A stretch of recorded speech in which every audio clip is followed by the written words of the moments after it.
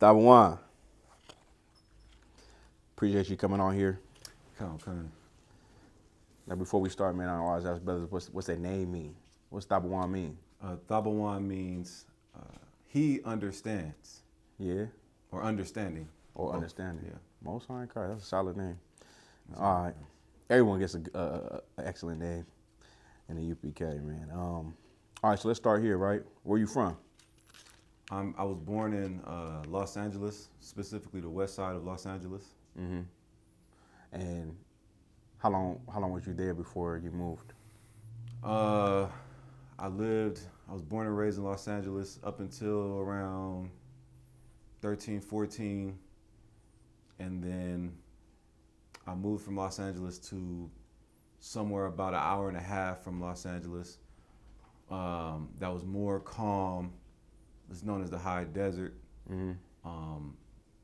It was my mother's way of moving me away from being exposed to gang life and things of that nature.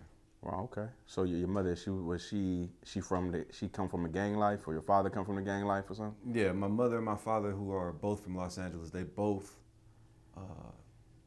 were involved in gangs. Yeah. Yeah.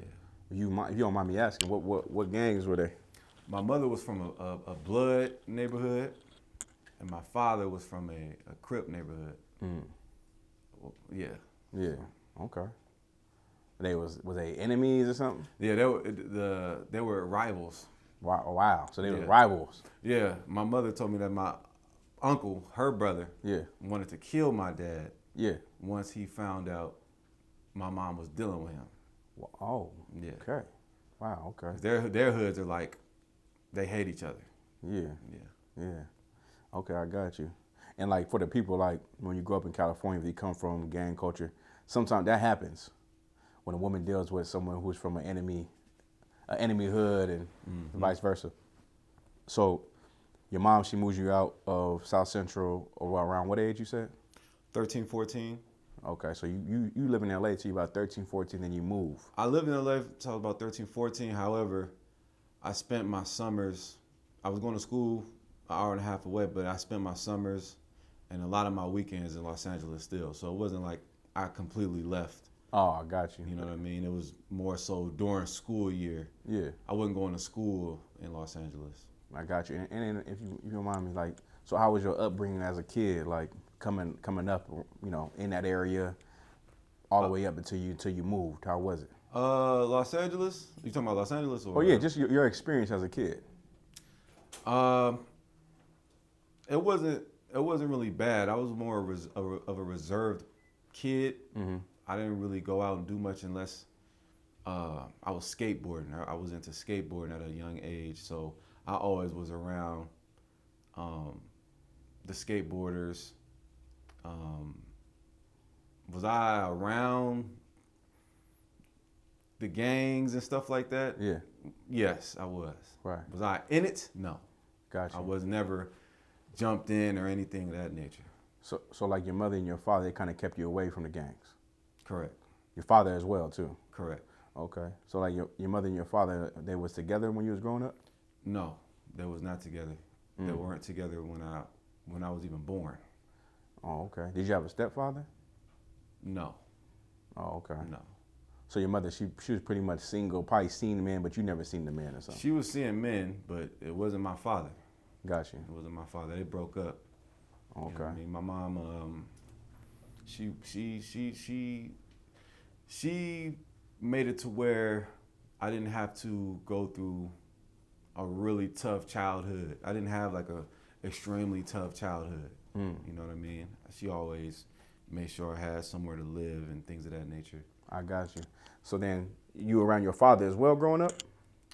No, Oh, barely. Like I saw my father maybe every other year. Oh, okay. I got you. So, okay, now, so you moved to the high desert, you said, right? Mm-hmm. And what part?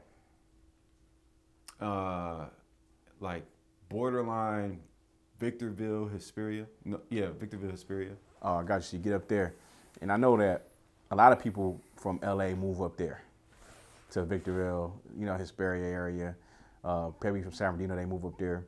How was the dynamic like?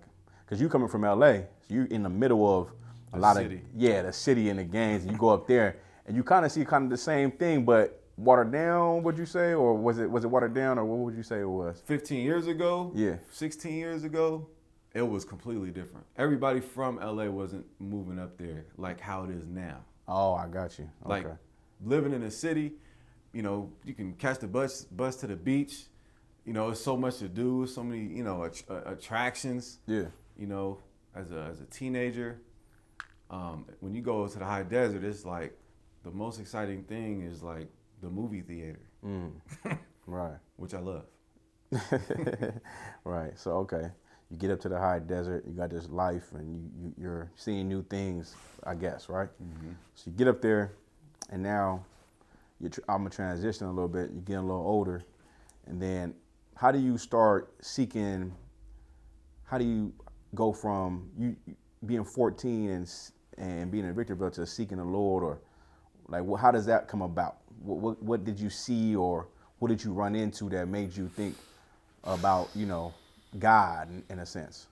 So when I was 15, I had my first child. Mm-hmm. Well, I got a woman pregnant. Okay, when you was 15. When I was 15. And you was you? I was in ninth grade. 10th, going on 10th. I was 15, turning 16. Okay, I got you. Go ahead. 15, turning 16. So it wasn't like I was just 15. Mm-hmm. Either way, it's young, but I was, turning 16 when I had my first daughter, who's 13 now, which is crazy. However, it happened, and that kind of, in a sense, made me more mature. I was still smoking weed, skateboarding with my friends and things of that nature. Mm-hmm. And so I'm dealing with this woman, and then through dealing with the woman, she gave me a hard time, and we broke up, and it kind of put me in a depressive state of mind. Yeah. To where I thought weed was the answer to that depression. Okay. And so out of the blue, I haven't heard from my father in years. Yeah. My father calls me and he says, I remember it like it's yesterday. I had a green notebook. He said, he didn't even like, hey, how you doing? Nothing. Like, he was just random, like, hey, get a notebook, get a pen. And I was like, okay. Then he says, write this out. Y, I'm like, Y. A, I'm like, A. H, so on and so forth to spell Yahushai. Mm-hmm. I'm like, Yahushai, that sounds familiar. Now, my pops, I saw him change from being someone heavily involved in the streets. Like, my pops was really in the streets. Yeah. Like, dude's crazy. He's like 5'5". Yeah. One of the muscular niggas just was in the streets.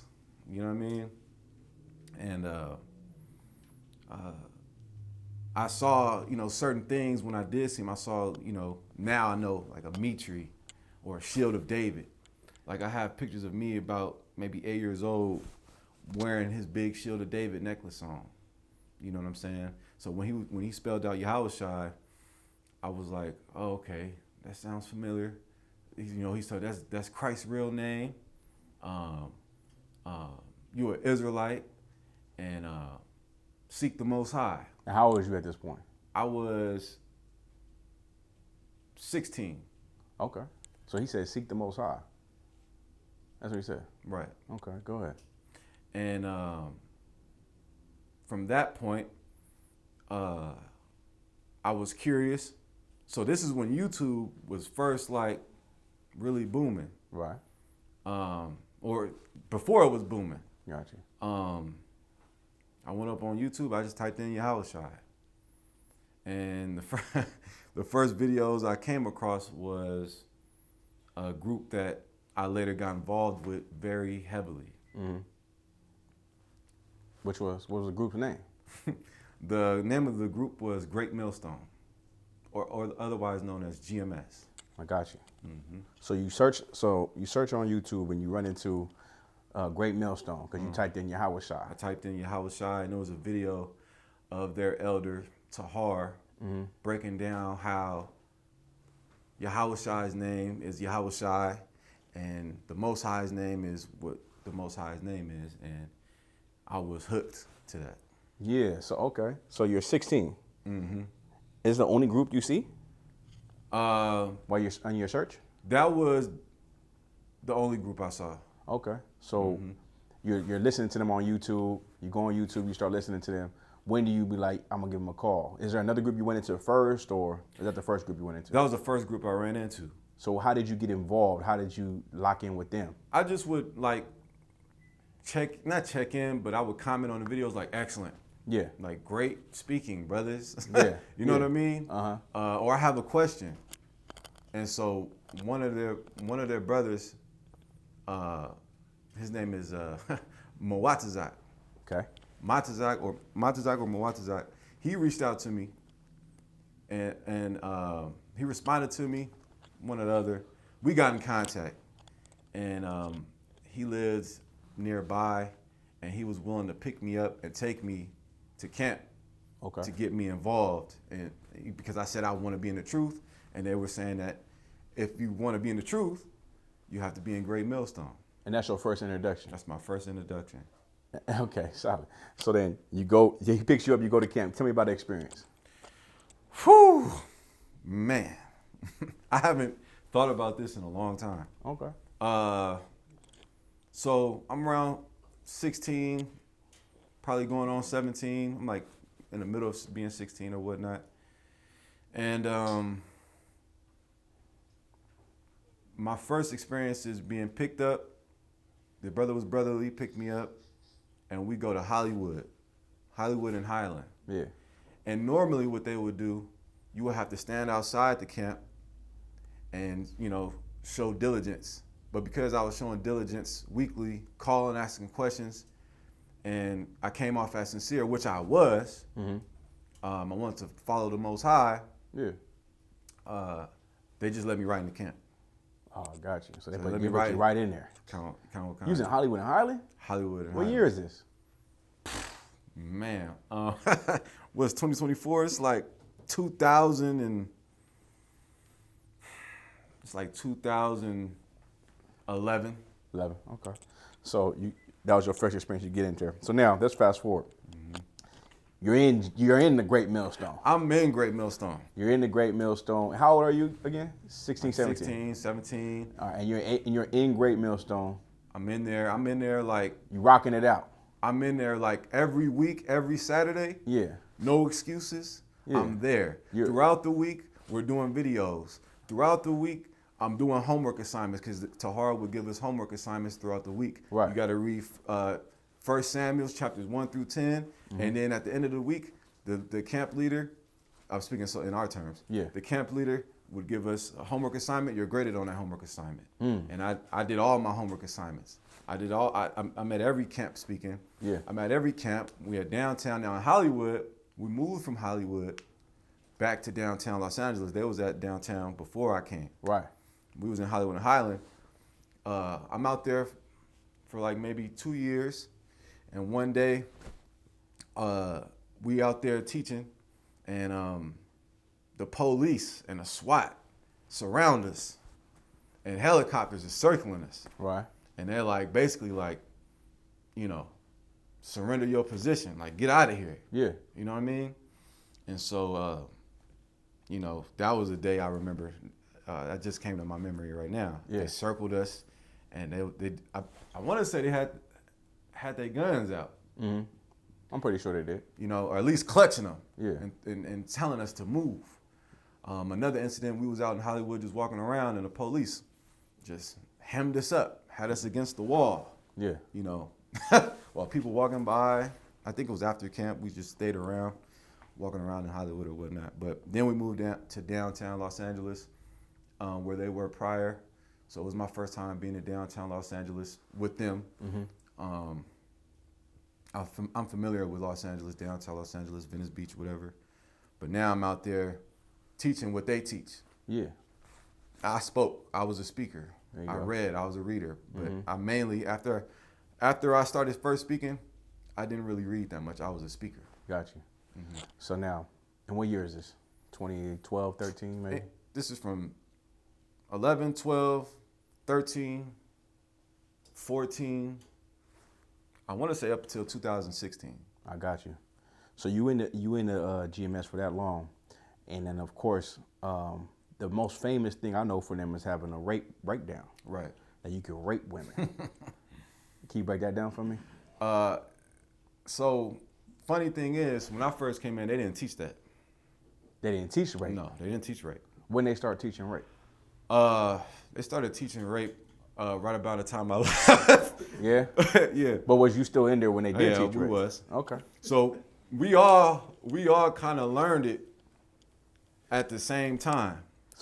So it was a new doctrine. It was something that maybe they had it in a vault, Yeah. they felt like, Yeah. and then they just put it on the brothers. Do you know how it came about? Or some current event that happened or something? I think he was just teaching. Oh, okay. I think he was just teaching. And it came from Tahar. Tahar was sitting on his couch, and he had on the back wall the end of the world banner. Mm-hmm. And you will watch his classes once a week. He'll drop them every weekend. Yeah. And it's him and the brother next to him, Elder Ramlad, right there, Elder, and Gabar, right? And this is all coming to my memory. And they just would teach on things. They would a lot of things, 12 tribes, proving Judah is Judah, proving Benjamin is Benjamin, so on and so forth. Christ is black, things of that nature. Yeah. And one day, they just put it on us that, biblically, if a man was to rape a woman or sexually abuse a woman, right, it's lawful. So now, when you heard that, and you could be, you think it was, did you think it was the word of God? Honestly. Yes. And so now, when you heard you thought it was the word of God, did it change you, or just it more like, okay, yeah, I understand that, we can rape? It was like that. Okay, they taught it like, you better not do it, but if it did happen, like in the past it happened, then it is what it is. It's not a sin. I got you. So rape wasn't a sin. Rape wasn't a sin. Now, when brothers was after camp and we would get together and brothers would drink, watch the Mayweather fight and things like that, or even after a camp and a brother may have had to explain that to somebody coming up asking us. Mm-hmm. After camp, right? Like Captain Zarek said, word is bond. Yeah. Brother's like, ain't nobody touching my daughter. Mm. So you would teach it, but then in the back end, they'd be like, they're not rape my daughter. Niggas was not having that. Okay. Niggas was not having that. Okay. So that, but that's a fact. But they can watch this video, say that nigga lying. Yeah. That's a fact. But they was teaching it though. Yeah, they was teaching. I was teaching it. Yeah. We was teaching it. Huh. We had to, because if you wasn't in Great Millstone, you wasn't in the truth. It was something that was pushed heavy though. The rape doctrine with y'all, GMS. Pushed heavy? No, I'm saying on the internet.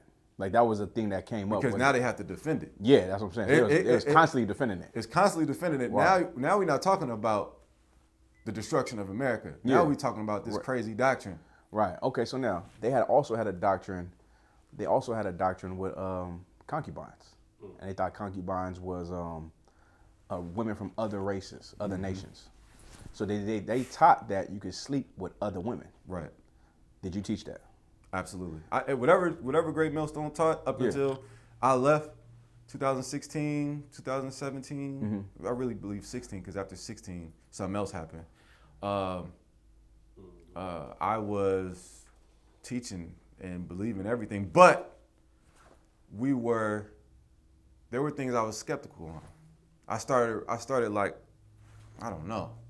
Okay. I started thinking to myself, I don't know. Right. So now the interracial marriages, because they taught about interracial marriages. Did you do interracial marriages? Yes. You slept with women outside Yes. the nation because Yes. that's what you guys taught. That's You what we believed taught. it. It was so crazy that they would teach you not to deal with black women. Excuse me. Yeah. Tahar would teach you, he would say, F the black woman. F the black woman. Right. Get you a white woman. And you got to think of it as, I'm looking at Tahar like, this nigga is amazing. Yeah, for sure. That's what it was. Yeah. I'm looking at him like, this nigga is teaching the Bible to me. And he's telling me if I'm not following him, I'm going to die. Right. So I'm going to listen to everything he says. Okay. So now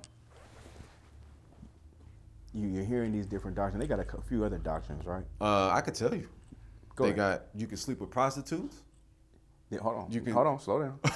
So the sleeping with the prostitutes, brothers. Did you know of any brothers who bought prostitutes? Yes, 100%. 100% bought 100%. prostitutes. I would. How would they? I'll tell you right now. How would they say that was lawful? Because they'll say Hosea was told by the Lord to deal with a woman of whoredoms, and they interpret that, of course, incorrectly. Because of their lust. Exactly. I got you. But there's been times where I may have got kicked out of my mother's house or my house, my apartment, right? I think I moved out of my mother's house and I got my own place with, my former wife now. Yeah. And, we may have got into it. So brothers housed me. We had something like a barracks. Yeah. Like a safe house where brothers can regather themselves, get a job and stack their chips, whatnot. And I was sitting in the living room. I didn't have a room. I was sitting in the living room and brothers would bring in whores, prostitutes, and take them to the room and dismiss them.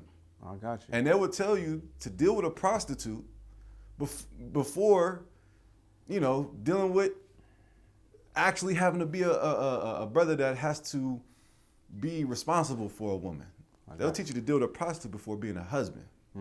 Okay. So let's move forward a little bit. So they taught you these different doctrines, which was, now that you know you're in here, is false. Absolutely. So now there's some turmoil that happened with you and them, and you left the group. Can you break that down? Right. So what happened was there was a situation right? Man, crazy. There was a situation where at this point, I'm not in my mother's house. I got my own little apartment. Yeah. And me and her get into it, right? Your mother? No, me and my former wife. Oh, yeah. My baby mom. I got you. We get into it, and I asked the brothers to come pick me up, right? Those two brothers know who they are, right? Mm-hmm. Those brothers come and pick me up. Those brothers was brotherly. They like, well, we'll get you, man. Because I'm like, man, this woman is a demon. She done bleached my clothes because she done went through my phone and found out whoop-de-whoop, typical crap. And so they pick me up, and then I go out, and, I go in the car. And then as we pulling off, or as we're sitting there for a little bit, I guess the brother putting in the GPS, whatever, I don't know. We sitting there for a little bit, and then this is an apartment complex. This is like maybe midnight. There's this big Issacharite brother, right, who lives in an apartment complex, who's just walking down, whatever, I don't know what the hell he's doing. He's just walking. And so the brother who's driving, right, he's like, who's that? And he just, Vin Diesel, peels off. And I'm like, what the fuck? Like, what's going on? He's like, man, that nigga's gonna try something on us. I'm like, what are you talking about? He was like, man, I think your baby mom's sent him to try and harm us, to try and kill us. I was like, what? Like, me and my baby moms would get into it, but like she ain't finna kill me, nigga. Right. Like, that's crazy. What are we talking about? So this guy was just scared. He was high off an edible because they ate edibles. I got he was high. I learned later that he was under the influence of marijuana She's paranoid. So paranoia definitely was a factor. And so I'm in the car, I'm in the back seat, like, I said, nah. And then the brother in the front, and the passenger, Micah Allah, yeah. These brothers I cared for deeply. Mm-hmm. So it was a shock to me when all of this happened. He was like, nah, I don't think that happened. I was like, nah. I was like, nah, he was just walking. Yeah. He didn't have out no gun, running at us, nothing. He was just walking. Mm-hmm. So, and I remember it like it's yesterday. He had a white jersey. He had the number 12. Probably was a Cowboys jersey. I don't know. But anyway, so we driving off. Maybe a year or two go by. A year or two goes by, and I'm getting called to a council. I get called to a council, right? Part of the council is, because I was living with the brothers in the safe house for like maybe a few months. And I had a job. I quit the job. And the brothers was kind of disappointed that I let go of that job because I needed that job, which they were right. I needed that job, but I didn't like that job. So, brothers was kind of disappointed in me, which I understand. They wanted to see me on my feet. However, I was brought to the council mainly because the brother who drove testified against me that I almost had them killed.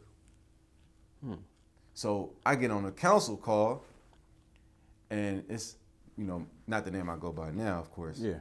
But they say, you there? All right. They're all on, like, their main men on the call. Okay, just verbatim. Okay, put your phone on mute. Shut the fuck up. Mm-hmm. Shut the fuck up. Don't say nothing. Right? And I'm like, damn, what the hell is going on? Right. So they get to spilling like asking me what happened that night. Mm-hmm. I'm like, brothers picked me up. I got into it with my woman. Brothers picked me up, and that was that. Yeah.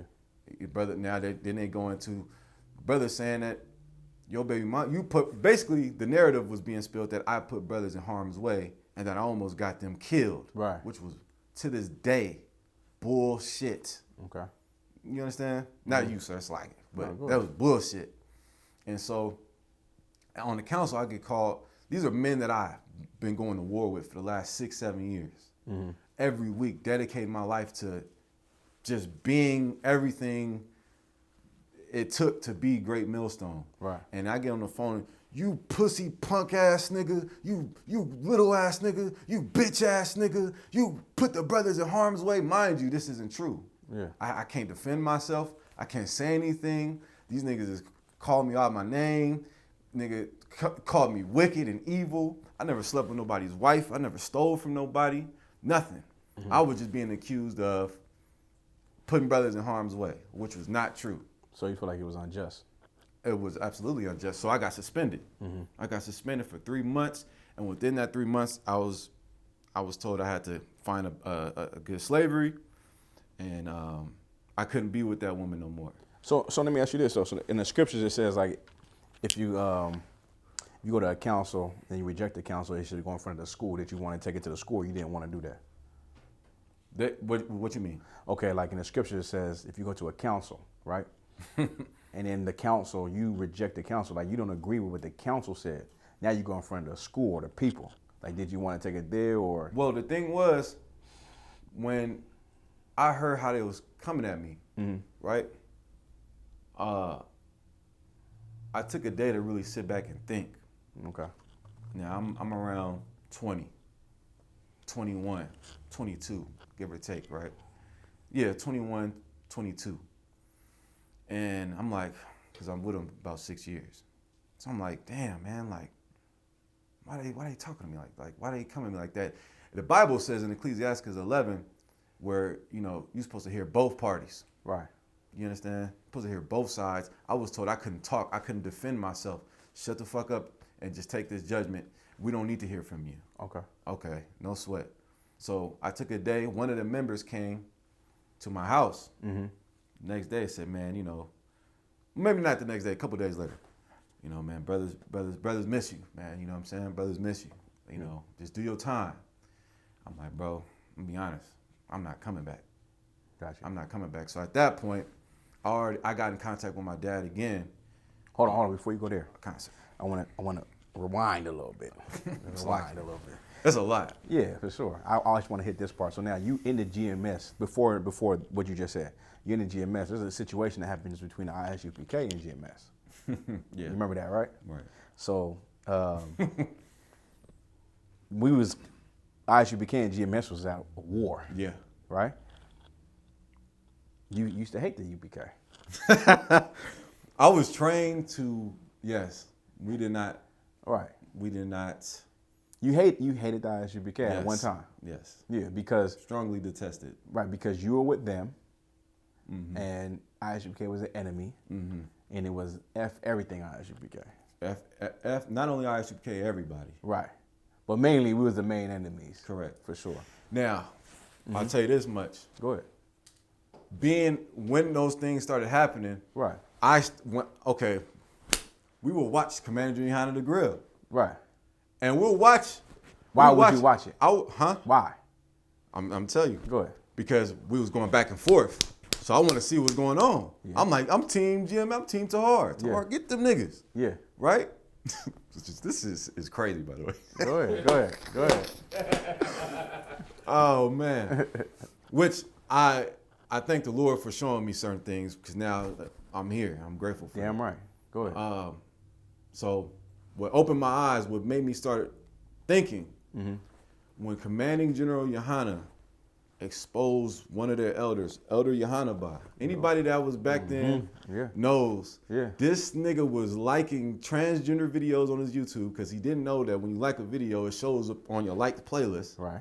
He was watching trannies dance, provocatively, and then he exposed or revealed that this nigga was defecating in his wife's panties. Yeah. So we like, huh?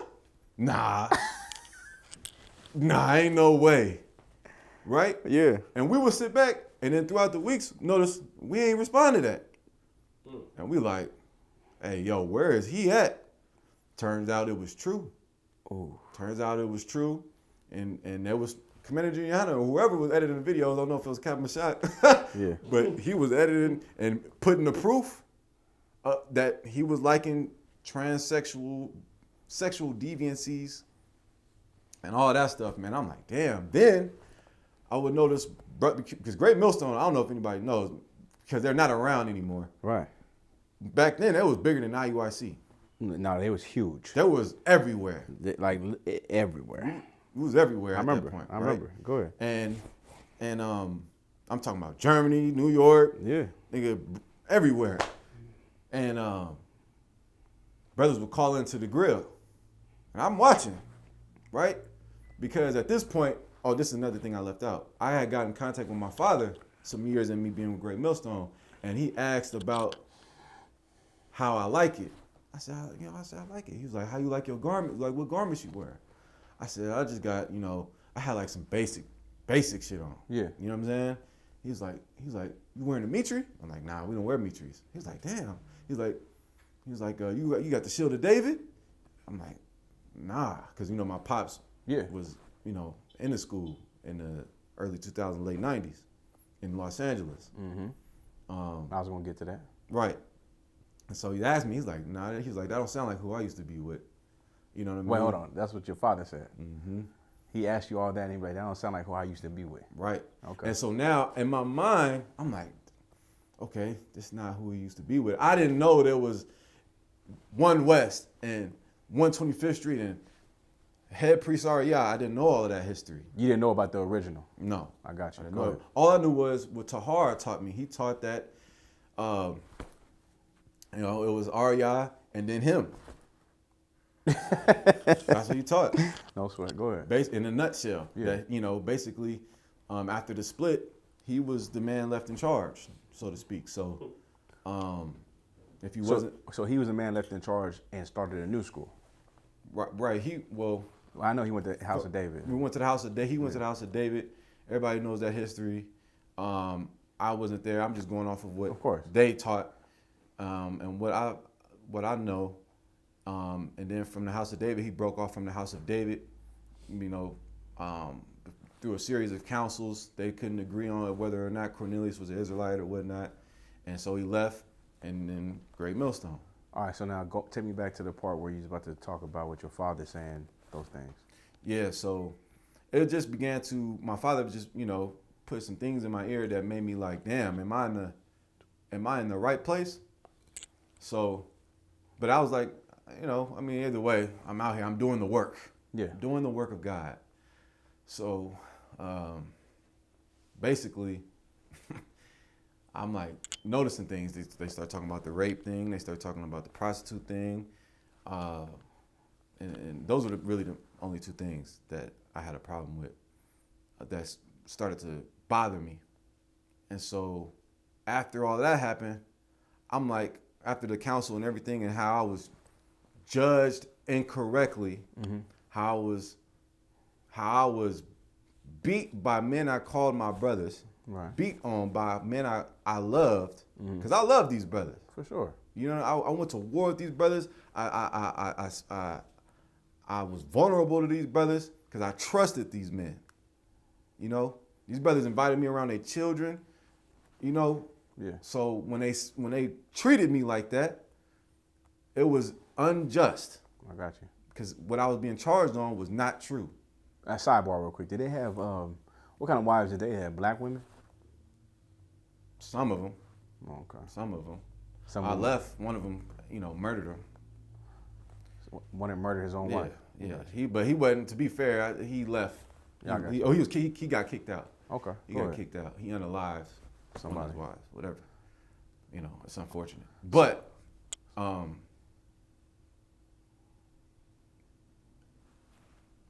after I left, the brother came to my house after the councils.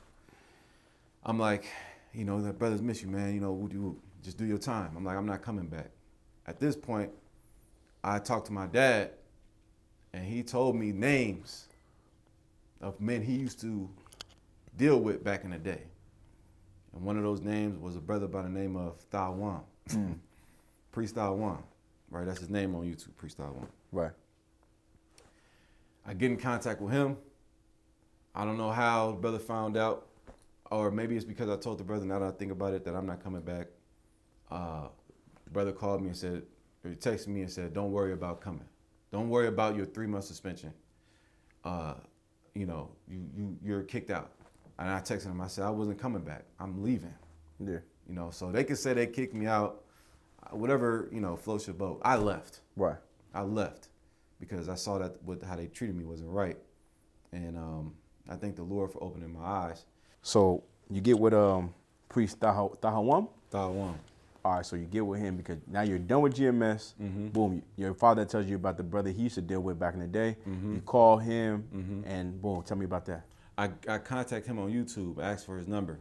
Okay. Because I'm like, man, ain't no way those dudes are the truth. Now, Thabawan, he really was by himself. Okay. So I get in contact with him, and I start driving from the high desert to Long Beach. And I was sitting in his classes for, man, I'm talking about his Sabbath service classes was like, no lie, 8 hours. Damn. Sitting there, just going through precepts. Now he's teaching, he was with Shield of Wisdom, which was a branch in the ISUPK, back in the day, and under General Ariala. Okay. So, he was in the school. So he definitely had some, traits of someone who was at least at one point one West in their Was it life. different from GMS? 100%. When I first came to the school, I had on a raggedy garment, right? I had on sneakers, and I was just an angry person. I was just, because that's the spirit in the organization. It's just angry. Yeah. He just looked at me. He was like, "That's something he'll do." That's something he would do, right? if he watching this, he'll laugh at that because I'll tease him about it. So he'll scratch his throat. He'll scratch. He about pushing 70. And he just scratched his throat. And what does that mean? What does that indicate? That's just something he did. Okay. Go ahead. He looked at me. He was like, we're gonna get you some boots, all right? He's like, and that ain't no garment. I'm like, damn. Yeah. Everything I'm 6, 7 years coming off of a lie. Right. So I'm like, I humble myself and I'm like, okay, this is what my dad said he used to deal with, and I'm gonna just, go with whatever he says. Right. Got you. Because at this point, I just want to serve the Lord. So he's teaching me. He taught me. He taught me that you couldn't. He started unteaching things I was taught. Right. So I was sitting those 8-hour classes. You can't deal with heathens. You can't deal with prostitutes. And I've never bought a prostitute. I've never dealt with a prostitute, for the record. Okay. I've never sexually abused a woman, for the record. I've never laid my hands on a woman. I've never been to jail. I have, the cleanest record of them all. Right. Figuratively speaking, I'm just illustrating that I've never done any of those horrible things. Okay. And he was showing me where you gotta wear boots. You gotta get some boots. I went and got boots. You gotta tuck your boots. Don't come in here without your boots tucked. Yeah. Right? He taught me, garments. You gotta wear a garment. You gotta where your shield's at, because in Great Millstone they didn't wear the shield of David. So he teach you all those things similar to what we do now. Right. Exactly. Right. Okay. Go ahead. And so now I'm in Hollywood with him. Too deep. Too deep. Too deep. Two people. Two people. Me and him. Reader, speaker. Got you. I'm talking about from 12 at night to like 4 in the morning. Hollywood. Everybody drunk. Yeah. Everybody drunk. And all of this is on YouTube. Yeah. When we out there getting in fights, but for the main part, the teaching style was completely different. From GMS. GMS, it's teaching like you're, deaf to you 2/3. Right. Deaf to the 2/3. But with him, I started learning like, Compassion. You Gotcha. gotta love your people. Right. How can you love who the Most High? How can you hate who the Most High loves? Jacob have I loved. Mm-hmm. And is he from California? No, he's from Cleveland, but he spent the majority of his life in California. I got you. Go ahead. Beach. And so I started, rocking with him, and we rolling hard. And I got, one time I'm teaching with him. I'm speaking. A lot of I was there, and they rolled by, and they just looking at me like, because with them, after you leave them, you go back in the world and you get high and you die miraculously. But they saw me, still trying to serve the Most High, and then they started making videos about me. Of course. Whatever. I didn't watch them. I didn't really give a damn. So you rocking with, what's the brother name again? Thabawan. Oh, Thabawan. You rocking with Thabawan. Yeah, and how long does that last? I want to say a year and a half, 2 years. A year and a half, 2 years. A year and a half, 2 years. Okay. So you rock with him for a year and a half. You meet Officer Alazazar, who's in the school too. Right. I met all the cats you see on YouTube. I know all of them. I know all of them. They all know me. No, but the brothers in the school you met out of the school. Outside of, yeah, kind. Yeah, you met Alazazar. Okay. Yeah. So what happened with him and you and Ricard? What's it like it? Thabawan. The brothers disappeared. You said he just disappeared. He just disappeared. So you rocking with him constantly, and then he just leave? He just left. Without saying anything? Without saying anything. So what happened? I don't know. Okay. I don't know. So okay, no sweat. So now let's go. Let's rewind a bit. I'll rewind a bit. So you used to teach in Hollywood, right? Mm-hmm. And in GMS, you used to teach in Hollywood too. Mm-hmm. Okay, so I remember this. Is what I remember. I remember one time I was leaving camp. I saw you. I saw you. You was you looked like I looked at you, and you looked like a UPK cat. And I said, "Who the hell is that?" I didn't even say something to the eye cam. I just looked. We were leaving camp. I looked to my left. You was wearing a gray button up with some black pants. You had fringe on your pants. You look like us, button up. I'm like, "Who's that?" And I just keep driving. So I didn't. I never seen you again from that time. That was probably like 2016, 2015, 16, something like that. Mm-hmm. So okay. Boom. It's like Thabawan, he leaves the teaching. He's done. He didn't leave the teaching he taught. No, but he just left. He had more reporting to. Yeah, he had something going on where Okay. he just didn't really give the brothers who he was learning under or who he was teaching an explanation. So then what? So then it didn't sit right with my spirit. Right. I'm like, man. And so roundabout way, when I got in contact with him, I let him know that I got in contact with ISUPK. You got in contact with who? I got in contact with the ISUPK. I got in contact with you.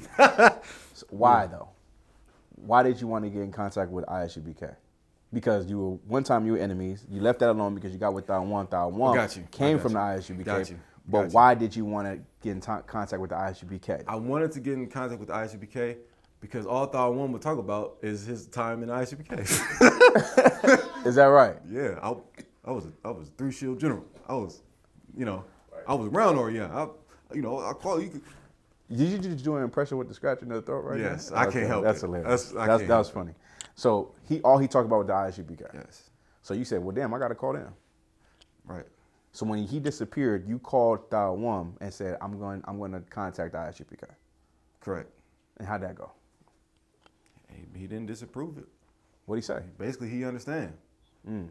He understands. And, I could tell it may have bothered him a little bit because I was like his understudy. Real quick, why didn't he want to join the ISUPK? I got you. No sweat. Go ahead. I don't know. Maybe he felt like he didn't want to start over as a trooper. I don't know.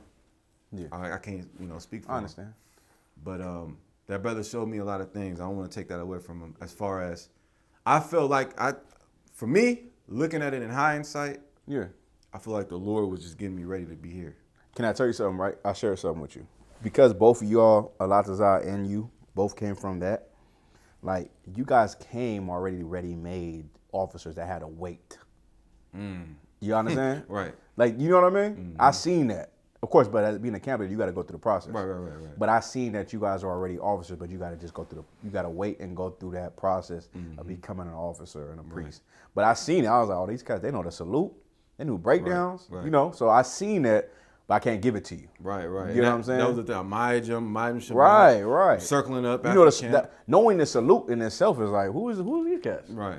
You know what I'm talking about? Like, right. But go ahead. So now you leave them, you contact myself. Go ahead. I contact you, and the first thing I said was, I'm nervous at this point. Yeah. I'm like, yeah, I know. For years, these niggas was. You remember back in the day where Captain Todd War checked the shit out of Tahar. Of course. Right? Everybody saw that. Mm-hmm.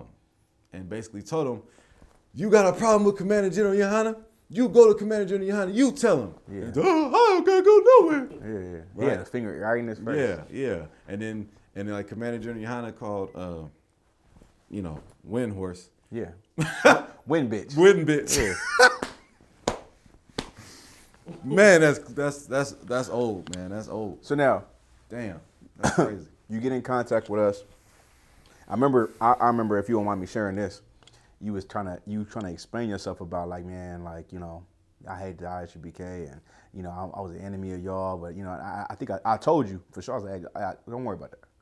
Because I didn't want to come in like and seem like on some like on some spy shit. You know what I'm saying? Like, I didn't want to come off as someone that's like, I felt like it was a target on me. It may have been. Right. But when I came into my first class, actually. Speak about when we first met you. That's a good story. So I had this mean black and silver headpiece, which I don't know where it is, with the chariots on it. I had my boots. I had my gear on, right? But I was in all black because I understood I had to be in all black. I humbled myself like, I gotta be in all black. Cool. So I came to my first class out where my mother moved me. That's what's heavy. But mind you, before the class. Yeah, I got picked up by, shout out to my man, Sergeant Quash. He was driving. Captain Goodallhart was in the passenger on the phone. With a red headpiece. with a windbreaker and some gold studded armbands from Karak. And For sure. I had to meet y'all at Food for Less in the parking lot of this grocery store. And so when I see y'all, I'm like, son, brother, damn near pushed me in the car. He pushed me in the car and started searching me. He pushed you to the car like, damn, all that will pat you down. Yeah. Then, you know how, now we like, how's everything going? You know what I mean? Brother, just straight to it. You got any weapons on you? Because this is his first day as officer, he told me. It was. It was. So he walking around. Yeah. So anyways, it's on the car. In my mind, I'm like, damn, I'm getting patted down. Like I've never. You never been patted down before? No. Really? No. Oh, okay. But in my mind, it did something. I Right. can't even explain it. I joke about it like, man, once that happened, I knew this was the place to be. So I get in the car. It's the brother I've been watching ever since Thabawan left. Yeah. You know what I'm saying? And who I've been talking to. So we get there, we get to the class. I had this cold headpiece. I mentioned this headpiece because I didn't even wear it. I was like, I don't feel right wearing this.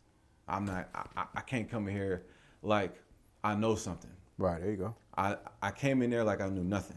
I knew where to go to Titus. I knew how to flip to Corinthians and Philippians fast without looking. I could do all of that, but I don't know nothing. There you go. You know what I'm saying? So there would even be times where you ask questions, and I know the answer, but I would just let other brothers answer because I didn't want to come off like I'm a know-it-all, because I'm not. Even That's the right spirit, though. Kind. Go ahead. So, long story short, maybe like a month into the classes, I'm at like every class. I'm at like 4 classes a week. So, one night you came outside and you was like, hey, I see you. You was wearing a blue and white shirt, one of the throwback Thabawan bar shirts with the lion on it and the shields, right? You need those. It's when he used to paint on them. Yeah, I remember. And you was like, hey, yeah, just keep, I was like, yeah, I'm not going nowhere. I'm here. And you was like, I hear you. I hear you. Everybody say that. I'm like, nah, not me. I'm here. You know what I'm saying? Because I've always felt like I'm a soldier looking, to, just be led correctly. Yeah. You know what I'm saying? Right. And my first day of atonement, you was like, this your first day of atonement, right? Basically, you was teaching me that because I was always battling, I had to unlearn everything I learned. Right. All the Revelation breakdowns, all the Ezekiel breakdown, everything I thought I knew, and all the notebooks I had. Yeah. All the highlighted Bibles I done went through, because I studied under who I was, under the men I was under. Just now I gotta throw all that away, and I did. And let me tell you something real quick, and I'm gonna get back to that.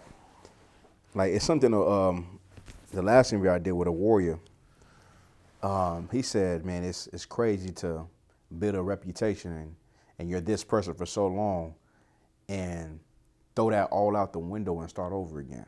Right. Because you're kind of used, whatever you did, you're used to. That's what he said about his gangbanging life. And what you just said is definitely the most humbling thing that anyone can understand is, imagine you know so much, that you think you know so much, of course, and you study so much, and you got to relearn everything again. You got to become a new person. That's a hard thing to do, but it's honorable, though. Come, most high in Christ, because definitely not of me. And I had a dream that, basically when everything was going on and I didn't really know where to go. I had a dream that the generals, I'm outside in the dream, I'm looking for work. Crazy. I'm looking for a job. And basically the generals, I can't say which general, but I just remember now it was a general, pulled up and asked me if I was looking for work. Asked me if I was looking for work, and I was like, yeah, I'm looking for work. He said, get in. And then I started just going to the classes. But that's not, Nah, that's just something that happened to me. That's amazing, huh? That's amazing. That's an amazing vision. And just to give everybody a clarification, like you're not even black. You're Judite. You what tribe you from? I'm a Gadite. Yeah, you a Gadite. Gadite. What is a Gadite Or again? Jadite. Don't do that. Don't do that. Everybody will be like, I'm a Jedi. Nah, I'm a Gadite. What is a Gadite? North American Indian. God. So North American Indian. So your father, who I've met, is full blown Gadite. Yeah. He's full blown Gadite. Yeah. Oh yeah, that's right. I met him. Yeah, he's hilarious. Yeah. And I want him to become a trooper too. Right. You know what I'm saying? But all right. So now you come into the school, and you during your time in the school, you built an excellent reputation. You're an officer of 5,000 now in ISUBK. Right. You know what I mean? Okay. A lot of people might not notice about you. Some people do that you're close to, notice things about you. But how has your experience been? And also, like, tell me about, I told you just the other day, I said, since I've been in the school, you know what I mean? There's a lot of brothers that worked in the YouTube department. But in the YouTube department, from where a lot of brothers edit videos, you know what I'm saying? Right. But, you know what I'm saying? Like, to work up under Captain Mashak in the YouTube department. First of all, Captain Mashak is already an amazing captain. Yeah. He raised me too, by the way. Right.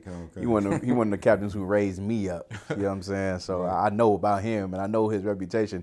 And I know him personally, you know what I'm saying? As a personal, business personal. So now, that's who you work under with. You know what I'm saying? Right. So we're going to explain your coming into the truth. And also what I like to say about you too is, like, you did a lot of leading from behind. You know what I mean by that? No. Okay, so like as a young man, you would lead from behind. Like you wouldn't, like you said, you would take a humble position, but the way you push things and your zeal will make brothers be like, I want to get on top of that then. I want to do this. You know what I'm saying? So like, what was the push behind that make you want to be that way? Was it, if you don't mind, was it like a lot of proving yourself, or this now, or was it just like this is who you always been, but now you're in the right situation? That one. Go ahead. Break it down. I always felt like, I always felt like I'm in the right place, and where I was previously, but there was always something that didn't feel right. Right. Now being here, I can't say that. Everything feels right. Right. Everything feels right. Right. Yeah. Yeah, right. Okay. So, but working with Captain Mashak, man. Yeah, he different. Captain Mashak, man. I noticed that it's probably some Judites in that department, but it's never been a Judite that actually took a top position in that department. That's a lot, yeah. Not to shit on. I'm a Judite myself. That's a hard position to be in because it's just a spirit in the Judite, just a little lion in them. If you know anything about lions, they like to not be on point. So you take a Gadite like yourself, and he's a Benjamite. He had a Benjamite over him, Commander Jayana. Right. Commander So, but go ahead. Really, it just showed me, like, I feel like what Captain Mashak showed me in editing videos, and I need this video done. Funny story, Captain Mashak would have me, I don't know if he knew or not. Well, actually, yeah, he knew. I was at work. I used to work at T-Mobile, so I have, customers come in and out. It wasn't like fast food or anything like that, but I could be on my phone, and I let him know, I work today. He's like, all right, I need this video edited. I'm like, God, sir.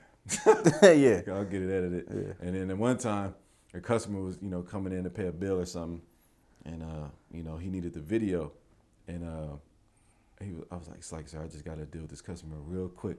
He's like, tell the customer to wait. Yeah. I told the customer to wait. God. You know what I mean? He didn't wait forever, but you know Yeah. what I mean? I just had to make some adjustments to a video I was editing on my phone. Yeah. This is years ago. I've been working with Captain Mashak for like 8 years. God, You for know, sure. and everything, the water y'all Basham Al-Shai, Commander Yana, the men above me, you know what I'm saying? But on the subject of Captain Mashak has been instrumental to me as a man. For sure. He showed me, a lot, and I don't even live next. I'm not around him every day. Yeah. I just talk to him every day though. I talk to him every day, probably about 4 or 5 times a day. For sure. And Captain Mashak is one of the most thorough men you know what I mean, I've ever met in my life. Right. You know what I'm saying? And he'll have you edit something. Like we made a joke one time editing Passover videos some years ago. I said, it's like, so I'm gonna be honest. I'm frustrated. I'm so frustrated. I'm tearing up from editing. Right. He said, now you're editing. Now you're editing that. Yeah. Now you in it. Oh, damn. So now, you know, I edit a lot of videos and I, you know, whatever. I do what I was, you know, I'm an unprofitable servant. I'm doing what I'm supposed to do. But it doesn't really bother me that much because I done had a lot of pressure on me at once. And, you know, I've learned to manage dealing with the pressure. You know what I'm saying? And just to help you out too, like the work you do, and to everybody, like the work you do, I know it seems tiresome and the fight and all that, but like that's how you earn your crown. You gonna cry about it. Fuck it. Yeah. You know what I'm saying? But like, I just want to point that out because I know how it is to work with Captain Mashak, and I worked with him until I got the wall. I got the wall, and I said, "You work with him." You know what I'm saying? So like, if I may, I also learned a lot from Thabawan. Yeah. Like Thabawan, I mean, God. What are we talking about? You know, I can't even explain. You know, coming up, I always had a passion for cinematography and pictures and things of that nature. And being around the Wagga Bar, I saw how there was an era in this, I don't want to say era, but there was a point where we were going live from phones. Right. The wall was like, man, I'm gonna get the webcam, I'm gonna plug it up, I'm gonna plug in the mic, I'm gonna stream this, I'm gonna take the stream key and put it here and put a banner at the bottom. Yeah. And I was like, damn, but that's do that. This setup is the wall. Exactly. He cold. Exactly. You know what I'm saying? So like I remember when I got him and I got the wall, I said, shit. And then, you know, the wall, he get overwhelmed. He got a lot of shit. He got ribs and family, kids. He found you. He said, how you doing? Yeah. You know what I'm saying? So sometimes I get mistaken for the Wagga Bar. I get Thabawan. For sure. Yeah. Thabawan. What's your name again, brother? Right. And you the brother that make shirts, right? Right. I'm like, that's the Wagga Bar. Oh, Most High Christ. Yeah. So, you know, I never took offense to that because he's an outstanding man.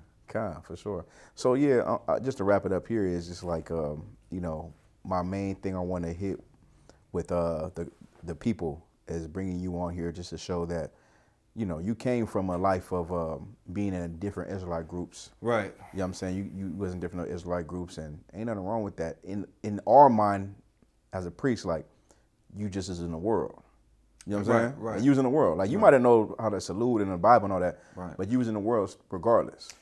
And to see how you are now is just a testament to what the truth can do to somebody. If I may say one last thing, I attribute my life personally. I've never shared this with anybody. I attribute at once I followed John. You know what I'm saying? Like at once I followed John the Baptist, but now I follow Christ. Right. Like not like if you're in a fake Israelite group, which Great Millstone is a fake Israelite group, IOIC is a fake Israelite group, all the groups, you're not in the truth. Yeah. Right? Yeah. But just like back then, John the Baptist had the opportunity to follow Christ. He didn't. I took that opportunity. I thank the Most High for putting me in position. Now I know I have the coldest breakdown on how you cannot sexually assault women. Right. I'm saying not that I came up with it, but I've learned from the men above me that you can't deal with, you know, the things they used to teach, you can't do. So I learned those things through trial and error. You know what I'm saying? Being in the Israelite school, UPK, coming from the background that I come from, at first it used to bother me, but it doesn't bother me at all because I really believe I'm a new person. I'm not the man they used to call me back in the day. I'm Priest and Officer Thabawan. I'm Priest Thabawan of the Israelite school, UPK, under Commanding General Yana. And when they bury me, it better be in my cover. Damn right. Man, listen, I appreciate you for your time, Mark. You know what I'm saying? We're going to have a part 2, and, you know, in the season, for sure. But I appreciate you for your time. Shalom. Shalom.